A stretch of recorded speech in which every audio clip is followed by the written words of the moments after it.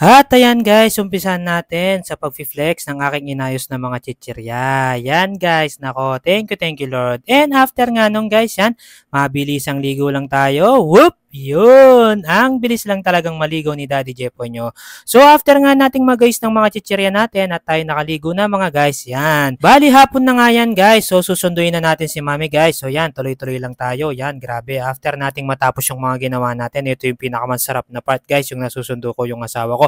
Pero pagkasundo ko nga yun, pampabena. At bago nga kami umuwi guys, yan, napagpasyahan muna namin dumaan dito sa Walter Mart para bilhin yung mga kinakailangan namin sa bahay. At ayan, pansin nyo, pa-AA pa yung asawa ko na napaka-demure, napaka-mindful at ayun, di ba? Bumibili na kami dito. Kaso nga lang yan guys, nako, pansin niyo, boom, yun, nakahulog si Mrs. ko.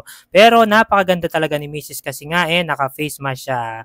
Pero yan guys, tuloy-tuloy lang kami yan. Bali ito na yung pinaka-date namin ni Mami ko palagi yan sa pagsusupermarket at pagsundo ko sa kanya. At alam nyo ba guys, tuwing nasa sasakyan kami ni Mrs. halos pinagkukwentuhan namin yung mga gusto naming mangyari pa sa buhay namin at kung gaano kami ka-bless at gaano kami ka-thankful kay Lord. Dahil sa mga bagay na nangyayari sa amin at aming nalalagpasan ng araw-araw naming mga pangangailangan. Basta work lang kami at sipag, syempre alam naman namin na balang araw ay mas ibibless pa kami ni Lord. So yan guys, napagpasyahan na rin pala naming food trip dito at ayun, nagpabili pala si Mrs. ko ng lugaw, tokwat baboy at saka yan, siomai yan. Ganyang mga pagkain lang, sobrang saya ni Mrs. ko guys.